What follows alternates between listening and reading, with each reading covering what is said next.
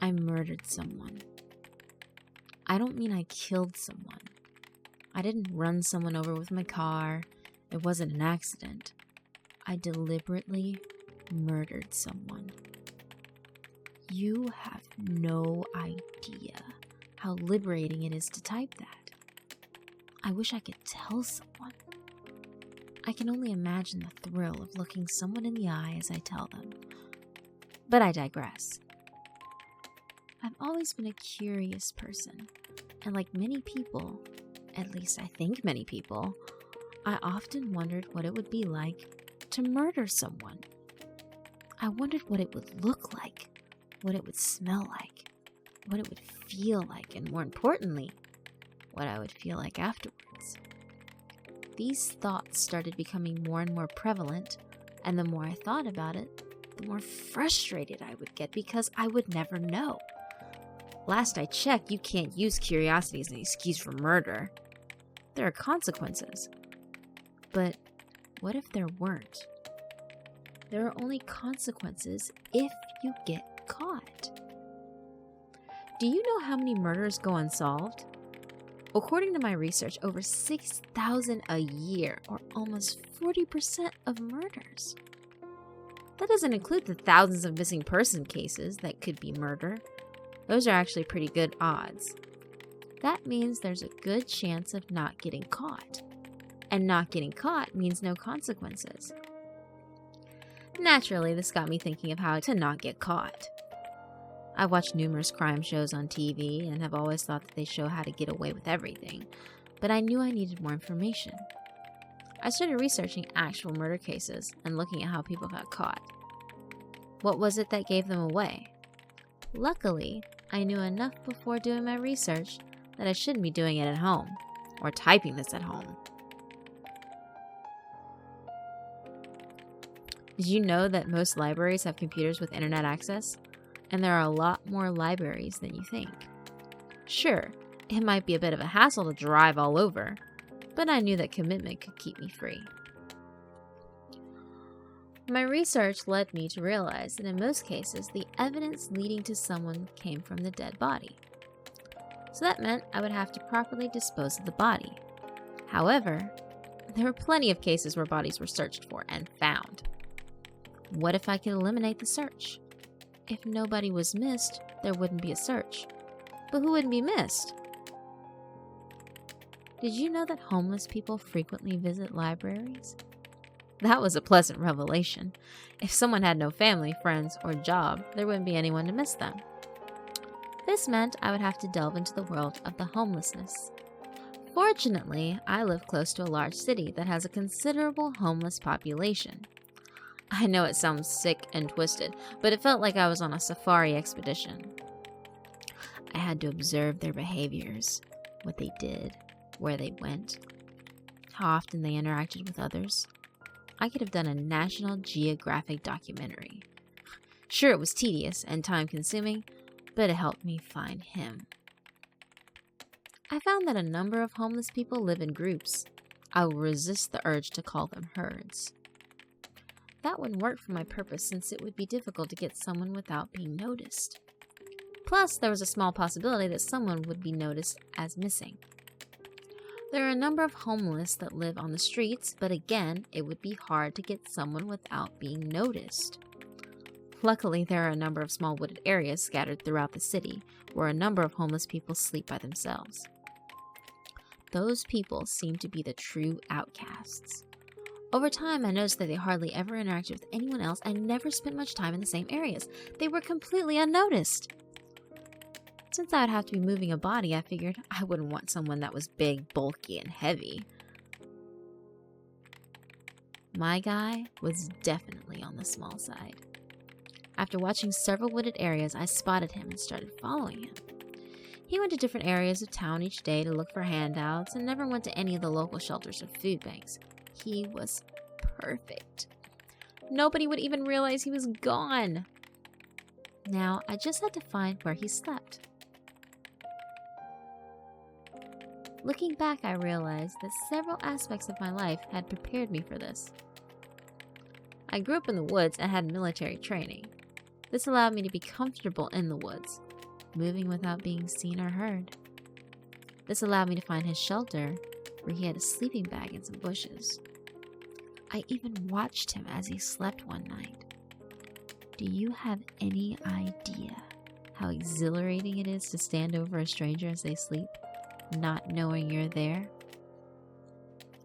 I had my victim and knew how to get to him. Now I could start planning the details. So many details. Particularly how to do it. I figured the messier it was, the more likely some pieces of evidence would be left.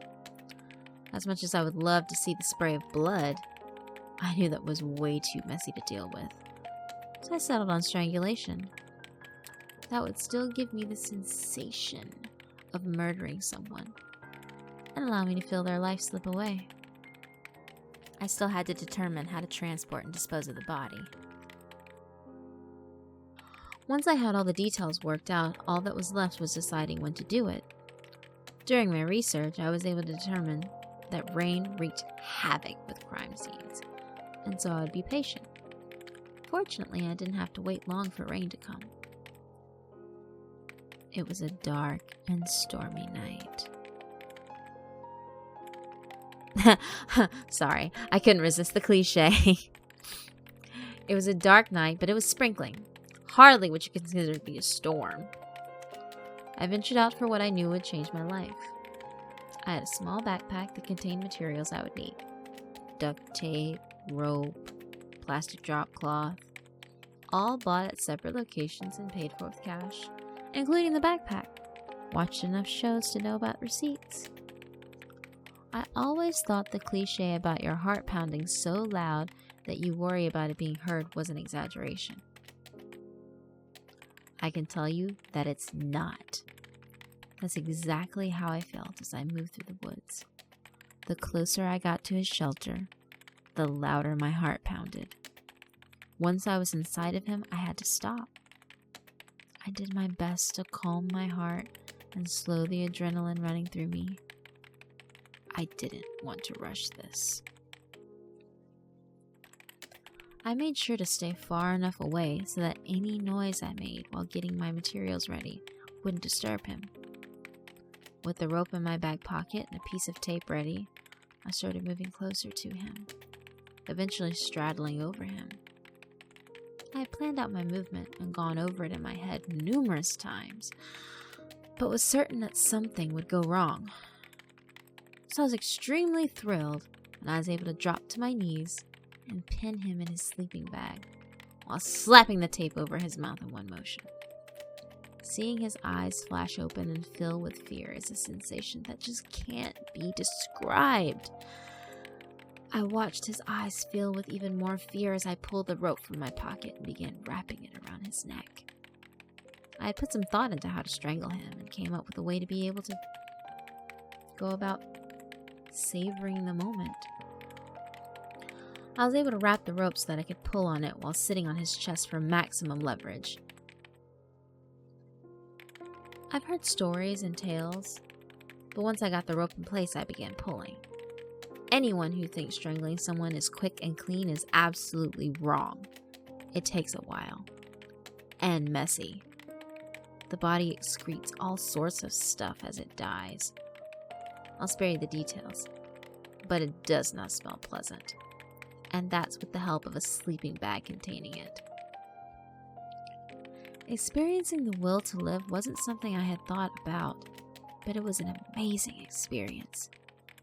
Feeling his body fight to stay alive was actually invigorating and made me appreciate my life even more. I had never really believed that you could watch the life leave somebody's eyes, but you can actually see the moment it happens. You really can see the eyes go dead. I was still reluctant to let go of the rope at that moment because I wanted to be absolutely certain. I held on for a few more minutes. As I slowly let go of the rope, the realization that I just took a life began to sink in. I'm sure that feeling differs from person to person, but for me, it wasn't a religious experience. It wasn't a sexual experience. It wasn't even really a power experience.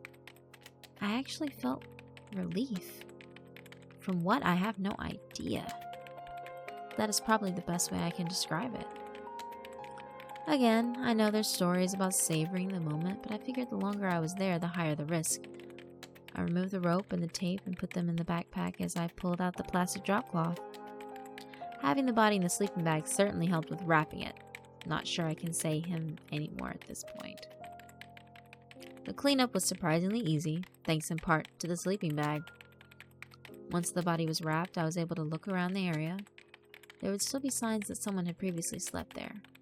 But I felt confident that wouldn't be a problem, and that someone else would probably move in. I won't be going into any details on how I disposed of the body. How do I know you won't go looking for it? That's not a risk I'm willing to take. I'll just say that I did my research and put a lot of thought into it. It's been 4 days now. I haven't seen anything in the news anywhere. Not even a mention of a missing person. Absolutely nothing. It was an absolutely thrilling experience. Although I can feel that sensation slipping away as the days pass. I don't want to lose that feeling. The forecast calls for rain this weekend. I hope it does.